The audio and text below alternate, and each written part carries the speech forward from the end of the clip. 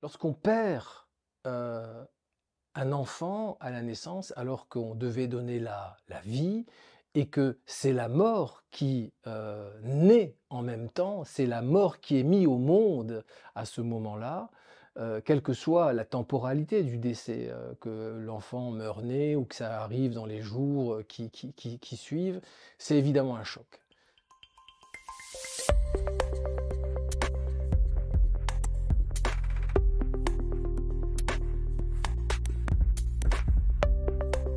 La question du deuil périnatal reste, sans doute un des tabous de notre société. Heu et sans doute un des événements traumatiques les plus impactants, voire les plus déstructurants pour une femme, mais aussi pour un couple et sans doute pour une famille. Rappelons-nous que, pendant longtemps, l'Église ne voulait pas reconnaître, voire baptiser les enfants qui étaient morts-nés. On avait du mal à les faire reconnaître.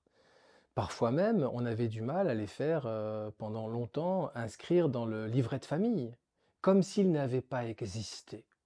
D'une certaine manière, les nourrissons qui, meurent, lors de la naissance, d'une certaine manière, c'est comme s'ils n'avaient pas eu toujours droit à un statut social, à un statut d'individu, à une reconnaissance sociale. Aujourd'hui, les choses ont un peu évolué, mais sans doute que cet héritage fait que c'est quelque chose de difficile, dont on parle peu.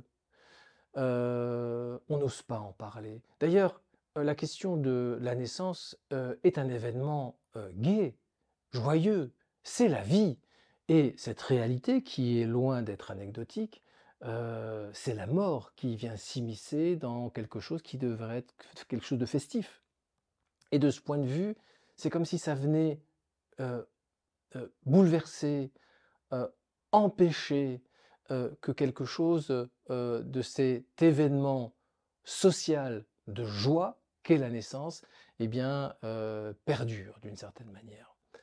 Lorsqu'on perd, heu, un enfant à la naissance alors qu'on devait donner la vie et que c'est la mort qui, naît en même temps, c'est la mort qui est mise au monde à ce moment-là, quelle que soit la temporalité du décès, que l'enfant meure né ou que ça arrive dans les jours, qui suivent, c'est évidemment un choc. C'est un choc lorsqu'on, doit faire sortir le corps d'un enfant qui est mort dans son ventre. Je veux dire, le ventre de la femme, c'est un espace de vie, vous voyez? Il y a quelque chose de d'antinomique pour les femmes qui mettent au monde effectivement ces enfants morts-nés. C'est quelque chose, qui, d'une certaine manière, vient matérialiser sans doute une peur fondamentale. C'est la peur que quelque chose de dramatique arrive à nos enfants. On a tous peur de ça lorsqu'on devient parent. Et lorsque, à peine né, on a le sentiment de ne pas avoir su protéger, de ne pas avoir su donner la vie, on est non seulement dans la tristesse, dans la perte, heu, mais on est aussi dans la culpabilité parfois. Le sentiment que on est à l'origine de cela, le sentiment qu'on est peut-être responsable de cela. Heu, c'est Si on inscrit ce mécanisme dans un mécanisme systémique, du couple ou de la famille, l'enfant qui naît, qui est mort ou qui meurt, c'est toutes les relations entre le père et la mère, les parents en tout cas, quel que soit leur sexe, qui est déséquilibré et ça peut, véritablement mettre en péril l'équilibre d'un couple. Mais ça peut aussi mettre en péril l'équilibre d'une famille parce que, l'enfant devait prendre sa place. Souvent, il a été attendu. Souvent, on aura organisé l'environnement, de domestique autour de sa venue et donc c'est tout un deuil, non seulement de cet enfant qui vient de mourir, mais de cet enfant imaginaire, qu'il va falloir effectivement régler. Cet enfant qu'on projette dans le temps, une relation qu'on projette dans le temps,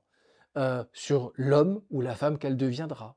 Et de ce point de vue, c'est un deuil qui est d'une grande complexité. Et puis en même temps, on fait le deuil de la mère ou du père que finalement on ne sera pas. Et de ce point de vue, tout ça n'est pas sans conséquence et nécessite surtout un accompagnement de la personne, de la maman, mais un accompagnement aussi de l'autre parent, un accompagnement souvent de la famille et parfois de la famille élargie, parce que c'est tout un système qui se prépare à accueillir l'enfant et du fait de sa non-venue, en raison de son décès, doit se réorganiser à nouveau pour se projeter dans une nouvelle dynamique de vie. Et ça peut impacter la fratrie, ça peut impacter les cousins, ça peut impacter les oncles, ça peut impacter tout un environnement autour du couple et de la famille qui a perdu cet enfant. Et de ce point de vue, c'est loin d'être un événement anodin. Je crois que c'est un des deuils sans doute les plus douloureux à poser. Et un travail thérapeutique peut être nécessaire et peut surtout se révéler d'une grande efficacité pour avancer et effectivement se reprojeter dans une dynamique de vie après cette perte.